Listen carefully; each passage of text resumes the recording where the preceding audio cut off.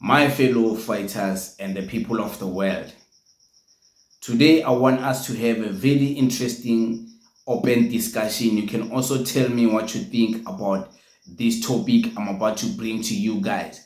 But before we get into the juicy stuff and the fun part, I want you to know this conversation was sparked my mind, and the person who did this was the recent interview with from DJ Spu's podcast, where he was interviewing Dr. Simankele and that beautiful lady you're about to see here.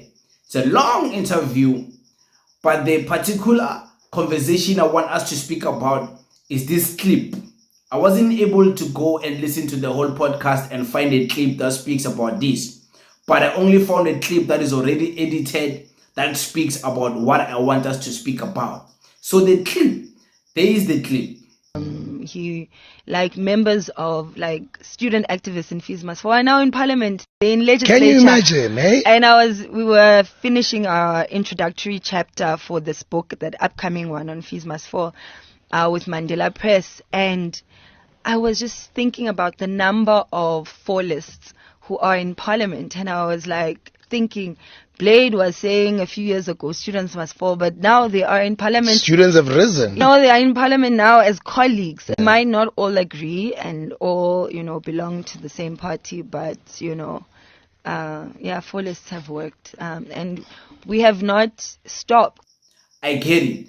The clip is, a shortcut, and this clip lacks context, but you can tell that she's trying to give credit to all the young people who managed to make it from student activism and end up going to parliament and sit with the same people who were trying to make the life of students a living hell and challenging them in parliament. Of course, in the thumbnail, in the title, I use names of people who can easily be recognizable. People who these are really people who were really part of a student activism. Of course, student activism, fees must fall. She's giving credit to all those young people who have finally made it to parliament. This conversation, though, sparked a lot of debate online. Just that small clip, because some people are like, did they really make their dreams come true? These kids who are now making it up in parliament, sitting with those old people, is it a dream come true for them? Or they just joined the system and they're becoming part of the system they were fighting against? That depends how you look at it. And we're going to get into that. But shout out to her for acknowledging that it's not a bad thing now that we have young people in parliament. I know all in all she wanted to say is that she's proud that there's now young people, energetic people in the parliament of South Africa. She wasn't blunt enough, but we know she's speaking about the young battalions. The young battalions who are bringing fire in the parliament.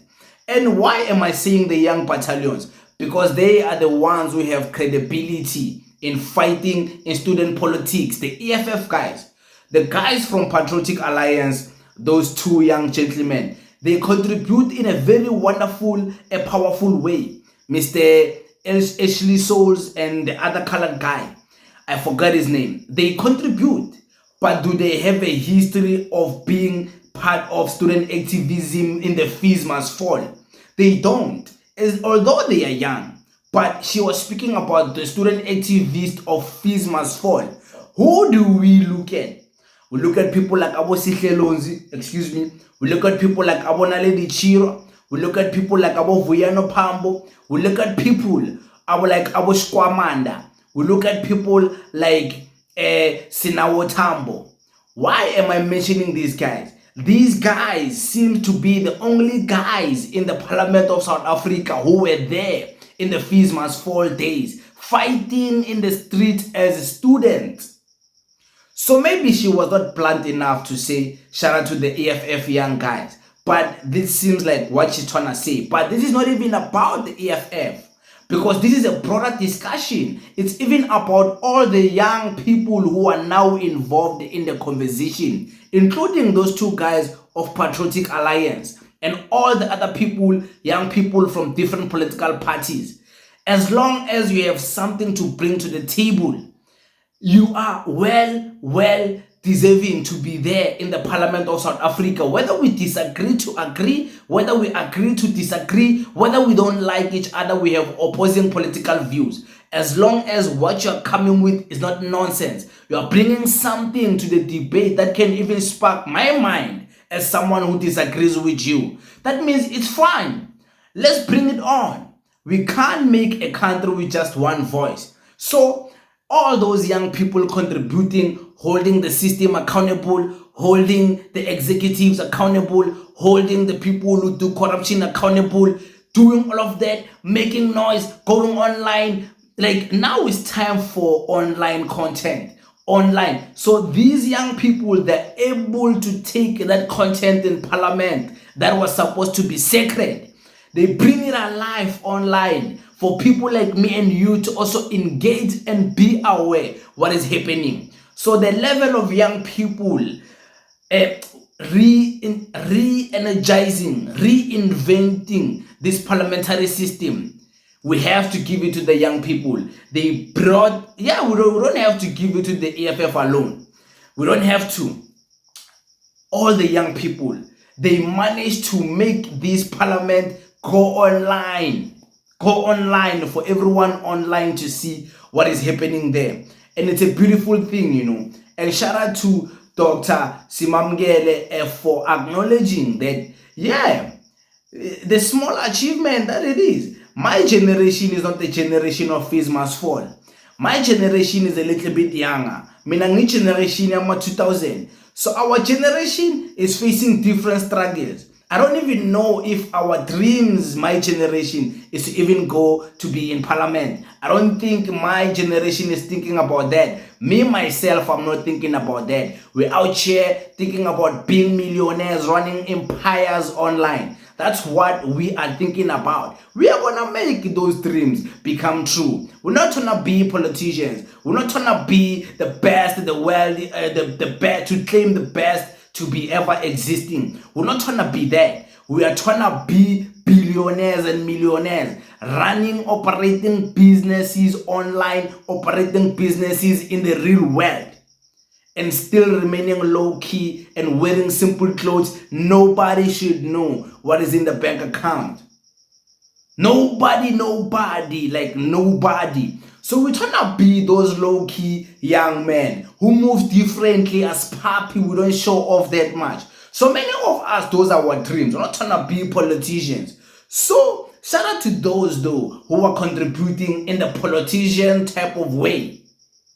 Our contribution is to teach, is to open people's minds, is to educate people, is to expose certain things, hidden agendas, is to also, to also do what?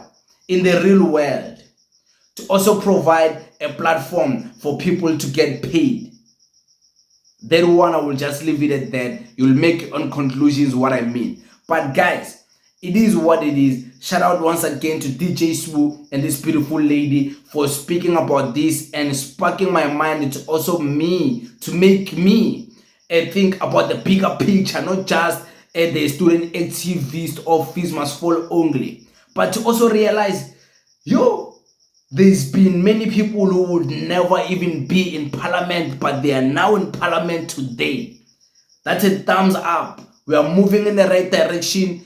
I don't know my generation bozongena nini and cause chaos, but when I'm 2000 mangena da, it's chai. Gyonyiwe Parliament wafit. Gyonyiwe fucked up. But hey, it is what it is. What can we say? Thank you very much, guys. Thank you.